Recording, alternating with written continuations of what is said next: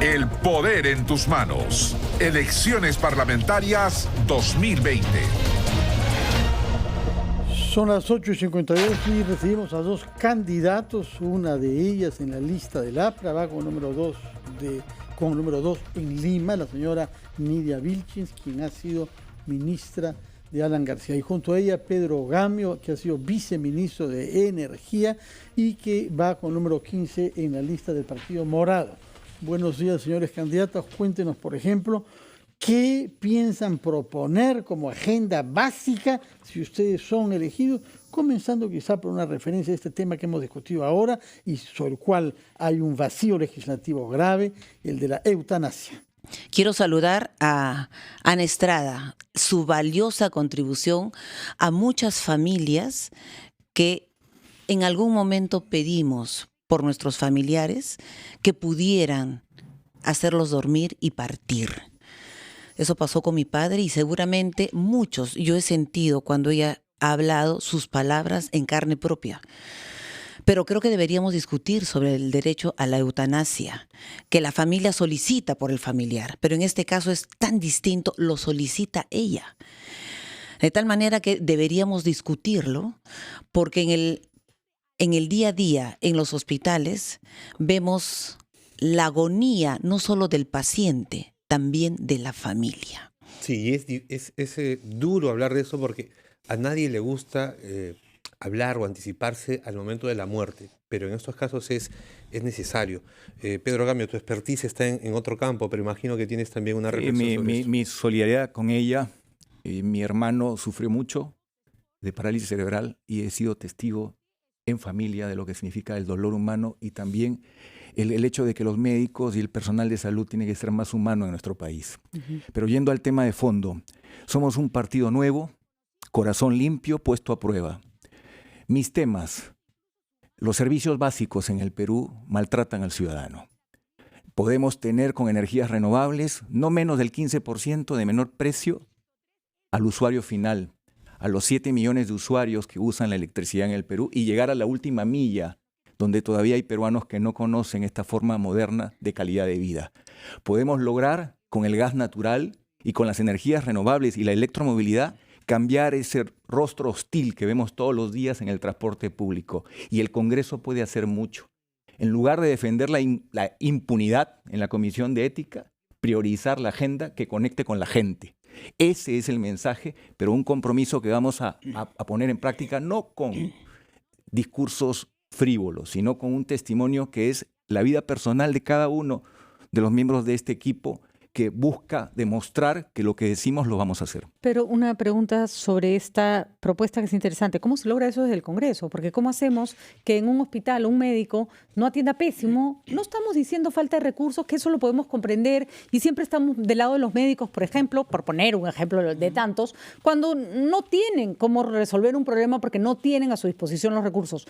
¿Cómo desde el Congreso se puede hacer para que el Ejecutivo, para que los funcionarios públicos, los servidores públicos entiendan su conciencia de servir, ¿no? Te lo digo rápidamente. Somos un país que hay 32 millones de celulares.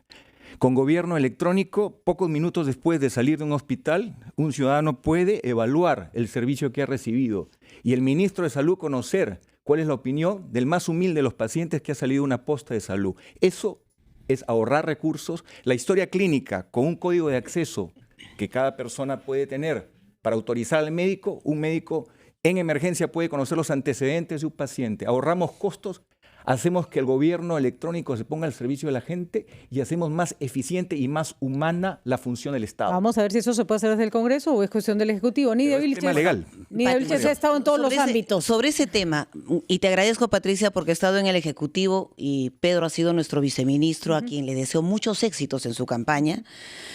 Dos cosas que puede hacer el Parlamento. No puede encerrarse en la Plaza Bolívar o en el Parlamento sin respirar el problema de la población.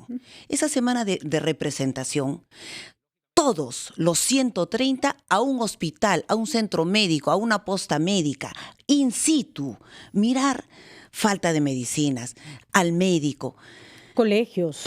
Pero una semana de representación, salud. ¿Qué tal y salir luego, y subirse al Metropolitano? por supuesto, y luego legislar respecto a mejorar la calidad de ese servicio. No es hacer más leyes que no se cumplan ni se reglamenten. Tenemos solo 1 año y meses para legislar. ¿Se atrevería este Congreso, por ejemplo, somos uno de los congresos más caros administrativamente en la región? En toda la región. Un congresista tiene 2 policías que lo cuidan las 24 horas del día. Perdónenme, pero no estamos en la época del terrorismo donde eso era necesario. ¿Cuántos policías son? 130, 260 policías que no están en la calle, sino que están persiguiendo a un Todos congresista. al servicio público de la ¿no? calle. Ojo. Los Y congresistas no necesitamos eso. Y ese Y es el luego a veces planteamiento del los Partido tienes Morado. de chofer. Así es. De o traer o el y que te llevar. hace los mandados. Así es. ¿no? Entonces, eso es un maltrato también al policía. Pero además Propuesta. hablemos de otra cosa. Cada congresista una secretaria, cada congresista un conserje, cada congresista un grupo de asesores. Las bancadas no deberían compartir. Apliquemos el ¿no? estándar sueco. ¿No? Es austeridad total, pero eso sí, servir a la gente, las puertas abiertas. Uy, que tengan, si la bancada tiene, no sé, 15 personas, 2 secretarias deberían ser suficientes. Muy bien, recortar ese costo, optimizar. Racionalizarlo. Pero yo quiero terminar el tema salud. Sí, por favor. Vía ya sea una ley, debería digitalizarse la historia clínica de cada paciente. Y En puede las estar clínicas ocurre, en el- Lidia, ¿por qué no en el Estado? porque no todos pueden atenderse en la clínica. No, por eso. Pues, si ocurre en la Entonces, clínica, ¿por qué no ocurre acá Además, en el uno Perú? no tiene por qué ocurre en el rogar por su Estado? historia Ahora, clínica. No, hoy- y eso sí pasa en las clínicas. ¿ah? Patricia, Uno lo no que- tiene por qué rogar para que se la den. Ese es un documento que le pertenece al paciente. Por eso, Claro. digitalizar y pueda estar en tu DNI, en el chip de tu DNI. Si tú te accidentas en Tumbes, pones tu DNI y digitalizas de qué te estás tratando, cuáles son. Eso necesitamos hacer en el país. Ameritaría una investigación sobre por qué el chip del DNI electrónico no sirve para y si nada. el todavía. tema- Pero el me tema sí. refiero específicamente Que podría servir para que eso. podría servir Sí, claro, para y para mil esto. cosas más, lo que todavía no Entonces, sirve para nada. Creo que deberíamos ir por cosas concretas, recogiendo lo que la población siente.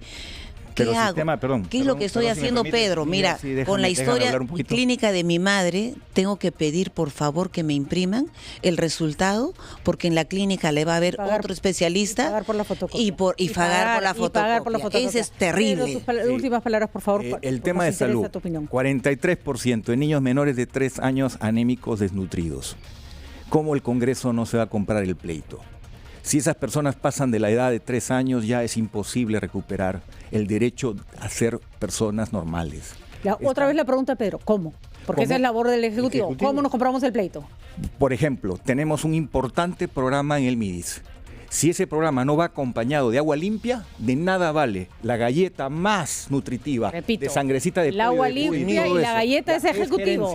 Es gerencia. Pero ¿Y quién ustedes no fiscaliza? gerencian. Pero ¿quién fiscaliza que el Estado sea bien gestionado? ¿Quién fiscaliza el Poder Ejecutivo? ¿Quién hace el control político de acuerdo a la Constitución? El Congreso. Ese es obstruccionismo, Pedro, cuidado. No, porque actúas en sentido propositivo, detectas los errores, te sumas al esfuerzo. Y es más, si no lo pueden hacer ellos, nosotros asumimos la responsabilidad. Bueno. Porque esa es la experiencia de gente que tiene un compromiso de vida, que tiene un testimonio. Pero recordemos que hay una Constitución, hay una división de poderes y hay una asignación de responsabilidad. Y hay 3 niveles de Pero gobierno. tres niveles de Pero gobierno. fiscalizar es una labor esencial. En lugar de estar haciendo cosas que no son honrosas, dedicarse plenamente a mejorar la administración. El problema del Perú no es falta de recursos, es mala gestión. Somos piratas de nuestro propio país. De acuerdo. Y es importante además que se mire gobiernos regionales y locales, porque tener a los ministros todos los días en el Congreso dando explicaciones no sirvió de nada. Cuando Reuniones sabemos- eficientes, ¿no? agendas puntuales, abiertas al público, que la gente vea que no perdemos el tiempo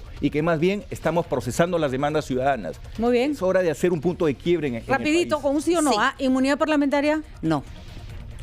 Inmunidad parlamentaria, impunidad, no. De acuerdo. Muy bien, ya están claras las posiciones. Les agradezco. Patricia, lo último, y me permites, 4 segundos. 400 millones para gestionar conflictos, canon comunal, y que ellos mismos puedan administrar sus recursos. Interesante Comunidades propuesta. campesinas y nativas. Interesante propuesta. 9:02 de la mañana. Necesitamos que nos planteen propuestas concretas, pero señores, que puedan salir del Congreso de la República.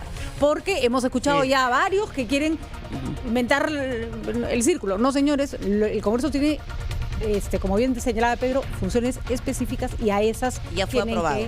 que, Ya fue aprobado en el Congreso Fiscalización. en las comisiones. Fiscalización, bien. el control Hemos político. escuchado a la número 2 del APRA por Lima y número 15 del Partido Morado por Lima también. Muchísimas gracias.